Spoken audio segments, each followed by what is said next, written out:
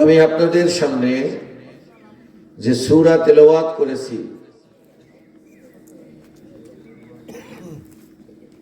30 পারার একটা সূরার নাম ফিল। আমরা এই সূরাকে আলাম তারা সূরা নামে চিনি। যারা মুখস্থ আছে, অবশ্য মুখস্থ নাই, সবাই জানে যেটা আলাম তারার সূরা। তাহলে আমরা কোন সূরা পড়েছি? সবাই বলেন কোন সূরা? কোরআন শরীফের কত পারায় আছে? 30 পারায়। এই 30 পারার সূরা আলাম তারা থেকে আমি আপনাদের সামনে খুব সংক্ষিপ্ত আকারে আলোচনা করব ইনশাআল্লাহ।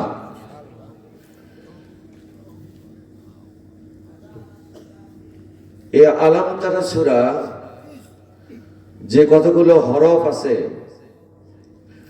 প্রত্যেকটা হরফের বিনিময়ে আমরা যারা তেলাওয়াত করেছি, প্রত্যেক হরফের বিনিময়ে আমরা কতগুলো দেখি অর্জন করেছি? বলেন, প্রতি হরফের বিনিময়ে কত সওয়াব? 10 সওয়াব। আমরা সবাই তেলাওয়াত করেছি, গভীর রাত তাহাজ্জুদের সময় এখন এই সূরা তেলাওয়াত করেছি। প্রত্যেকের আমল নামায় আমাদের সওয়াব লেখা হয়েছে না হয় নাই? হয়েছে তো। প্রত্যেকের আমল নামায় সওয়াব লেখা হয়েছে। সেই সূরার আমরা খুব সরল সোজা কিছু আলোচনা করব। আমরা আগে অর্থটা জেনে নেই। আলাম তারা কাইফা ফাআলা রাব্বুকা বিআসহাবিল ফিল। আল্লাহর নবীকে বলছেন, আপনি কি দেখেন নাই আপনার রব হাতি বাহিনীর সাথে কেমন আচরণ করেছেন? কে বলছেন? সবাই বলেন না, কে বলছেন? কাকে বলছেন? আল্লাহর রাসূলকে। কি বলছেন? যে আপনি কি দেখেন নাই যে হস্তি বাহিনীর সাথে আল্লাহ কেমন ব্যবহার করেছে? 2 নম্বর আয়াত, আলাম ইয়াজআল কাইদাহুম ফি তাদলিল। তিনি কি তাদের যে চক্রান্ত ছিল, এই চক্রান্ত কি ব্যর্থ করে দেন নাই? হস্তি বাহিনীর একটা চক্রান্ত ছিল। আল্লাহ বলছেন তাদের যে একটা চক্রান্ত ছিল। কি চক্রান্ত ছিল? আল্লাহর ঘরের বিরুদ্ধে একটা চক্রান্ত ছিল। এই চক্রান্ত কি আল্লাহ ব্যর্থ করে দেন নাই? 3 নম্বর, ওয়া আরসালা আলাইহিম তায়রান আবাবিল। তাদের বিরুদ্ধে ঝাঁকে ঝাঁকে পক্ষী পাঠালেন। কি পাঠালেন? পক্ষী পাঠালেন। তারমিহিম বিহিজারাতিন মিন সিজিল। যারা তাদের উপর কঙ্কর নিক্ষেপ করলো, পাথর মারলো, ছোট্ট ছোট্ট পাথর, এই পাথর মারলো। ফাজআলাহুম কাআসফিম মাআকুল। অতঃপর তিনি তাদেরকে ভক্ষণকৃত ভুসির মতো, অর্থাৎ ঘাস খের খাওয়ার পরে পশু যখন পায়খানা করে লাদে, এই ভুসি যখন যেমন বের হয়, তাদের মাথার উপরে এই পাথর পড়ার কারণে প্রতিটা সৈন্য হাতি সহ গোবরের মতো, ভুসির মতো মাটির সাথে মিশে যায়। বলেন সুবহানাল্লাহ। এটা করেছেন কে? আল্লাহ। এখন সে আল্লাহ আছে না নাই? আছে তো না? ওই আল্লাহ নাই, এখন কি আর এক আল্লাহ নাকি? সেই আল্লাহই আছেন, কিন্তু এখনকার আল্লাহর ওই ক্ষমতা আর নাই, তাই না? যেমন ছিল তেমনি আছে, তেমনি থাকবে। যিনি আল্লাহ ক্ষমতাশালী ছিলেন, এখনো আছে এবং সারা কিয়ামত পর্যন্ত নয়, চিরঞ্জীব হিসেবে তার ক্ষমতা তেমনি থাকবে। এক বিন্দু পরিমাণ তার ক্ষমতা কমবে না, কমবে না, কমবে না। ঠিক কিনা বলেন? এই সূরা কেন নাজিল হলো? কোনো কারণ তো ছিল, তাই না? এই সূরা নাজিল হলো কেন? নাজিল হলো কবে, আর এই ঘটনা ঘটলো কবে? হস্তি বাহিনীর ঘটনা ঘটছে আল্লাহর রাসূল সাল্লাল্লাহু আলাইহি ওয়াসাল্লামের জন্ম হওয়ার 50 দিন আগে। কয়দিন আগে? 50 দিন। আল্লাহ রাসূল যেদিন জন্ম নেবেন তার 50 দিন আগে এই ঘটনা ঘটে। কি ঘটনা? আবিসিনিয়ার বাদশা নাম নাজ্জাশী, ইয়ামিনের গভর্নর ছিল আবরাহা। কি নাম? আবরাহা। এই আবরাহা চক্রান্ত করল কাবা ধ্বংসের জন্য চক্রান্ত করল। কেন? এই আবরাহা চিন্তা করল যে যখন হজের মৌসুম হয়, এই মৌসুমের সময় সব মানুষ হজ করতে যায় কাবায়, মক্কায়, এবং যত মানুষ ঢল নামে মক্কার মানুষ ওই মুহূর্তে কাবার আশেপাশে মক্কার যত মানুষ আছে এত ব্যবসা বাণিজ্য হয় যে এক হজের মৌসুমের কারণে মক্কার মানুষগুলো ধনী হয়ে যায়। আবরাহা চিন্তা করলো যেমন কাবা বানানো হয়েছে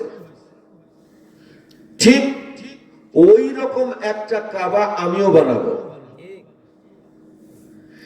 তাতে কি হবে? ওই কাবায় যে মানুষগুলো হজ করতে যায় ওখানে আর যাবে না, আমাদের এলাকার মানুষ আমাদের কাবায় হজ করতে আসবে। অন্তত পক্ষে সব মানুষ নিতে না পারলেও অর্ধেক তো নেব।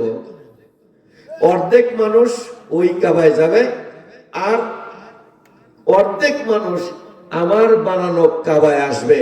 যে কারণে মক্কার কাবা বাইতুল্লাহ কার ঘর? সবাই বলেন ওটা কার ঘর? আল্লাহর ঘর। যেমন ভাবে বানাইছে আবরাহা ঠিক অত সুন্দর করে আরেকটা কাবা বানাইছে। নাউজুবিল্লাহ বলেন। বানানোর পর উদ্বোধন করবে। এই উদ্বোধনীতে বাদশাহ নাজ্জাশীকে দাওয়াত করছে।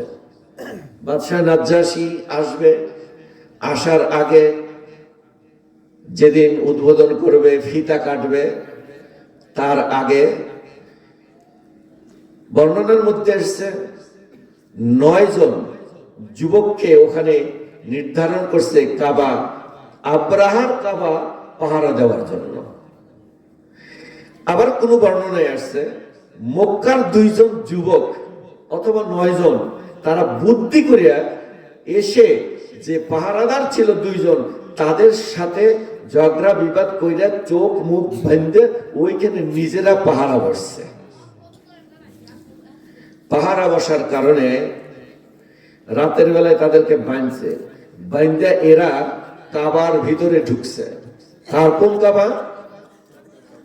নকল কাবা, আবরাহার কাবার ভিতরে ঢুকছে। ঢোকার পরে পানি খাইছে, ভাত খাইছে, বেশি বেশি করে খাবার খাইছে। খাওয়ার পরে দরজা বন্ধ করে দিয়া পেশাব পায়খানা যা আসছে ওই আবরাহার কাবার ভিতরেই সব সেরে দিছে। 9 জনের যত পায়খানা আছে আর যত পেশাব আছে এই দিয়ে মাখায়া ঝাড়ু দিয়ে আবার পুরা কাবা ওইটা ছড়াইছে। ছড়ানোর পরে বাদশাহ নাজ্জাশী যখন ফিতা কাটতে আসছে আইসা দেখে কাবার মধ্যে ঢোকার কোনো কায়দা নাই। কাবার মধ্যে গুড় গন্ধে ওর ভিতরে ঢোকার কোনো কায়দাই নাই। আবরাহা চিন্তা করলো এই কাজ কে করলো? নিশ্চয়ই আমার সাথে যে প্রতিদ্বন্দ্বী আছে সে এই কাজটা করছে। সে চক্রান্ত করে তার বানানো কাবায় নিজে আগুন দিয়া পোড়ায় দিছে। পোড়ায় দিয়া দোষ চাপাইছে মক্কার মানুষের। দোষ চাপাইছে কাদের? যে আমার বানানো কাবা তারা পোড়াইয়া দিছে। মক্কার মানুষের ঘাড়ে দোষ চাপাইছে, চাপায়া বুদ্ধি করছে এইবার চলো এইবার আমরা কাবা ধ্বংস করব। কেন আমাদের কাবা পোড়ায় দিল? ওই কাবা আমরা ধ্বংস করেই ছাড়ব। এই কাবা ধ্বংস করার জন্য আব্রাহার নেতৃত্বে অনেকগুলো হাতি, 10-11টা হাতি এবং অসংখ্য মানুষ নিয়ে কাবা মুখে রওনা দিল আল্লাহর ওই বাইতুল্লাহ কাবাকে ধ্বংস করার জন্য। নাউজুবিল্লাহ বলেন। আল্লাহ সেই জন্য বলছেন, আলম তারা কাইফা ফাআলা রাব্বুকা বিআসহাবিল ফিল। আল্লাহ আল্লাহর নবীকে বলছেন, আপনি কি দেখেন নাই আপনার রব ওই চক্রান্তকারীদের সাথে, হস্তি বাহিনীর সাথে কেমন আচরণ করেছেন, কেমন ব্যবহার করেছেন। আলাম ইয়াজআল কাইদাহুম ফি তাদলিল। তিনি কি তাদের চক্রান্তকে ব্যর্থ করে দেন নাই? চক্রান্ত কি ছিল? 1 নাম্বার চক্রান্ত ছিল বাইতুল্লাহ হলো আল্লাহর ঘর। আল্লাহর ঘর এত দাম, আল্লাহর ঘরের এত মান, আল্লাহর ঘরের এত ইজ্জত, আল্লাহর ঘরের এত সম্মান। আমরাও ওই ঘরের সম্মানের প্রতিদ্বন্দ্বী হইয়া আর একটা ঘর আমরা বানাবো, যে ঘরের সম্মান আমরাও আদায় করে ছাড়বো। আল্লাহ ওই চক্রান্তকারীদেরকে চক্রান্ত ধ্বংস করে দিয়া তাদের কাবাটা ধ্বংস করে দিল। কারণ আমার আল্লাহ রব্বুল আলামিন তার বাইতুল্লাহর প্রতিদ্বন্দ্বী যদি কেউ আসে, আল্লাহ বলেন আমি তাদেরকে চক্রান্ত আমি সহ্য করব না, তাই তাদের চক্রান্ত নস্যাৎ করে দিল। বলেন তো চিল্লায়া, ওই আল্লাহ এখনো আছেন কি নাই? জোরে বলেন, আছে না নাই?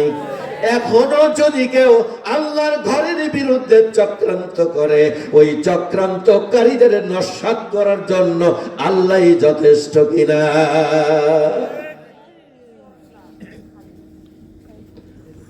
আল্লাহই যথেষ্ট। কি বলেন? আল্লাহই যথেষ্ট।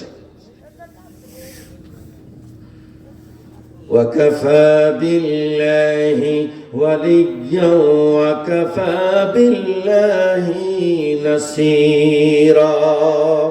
সূরা নিসা আয়াত নাম্বার 45।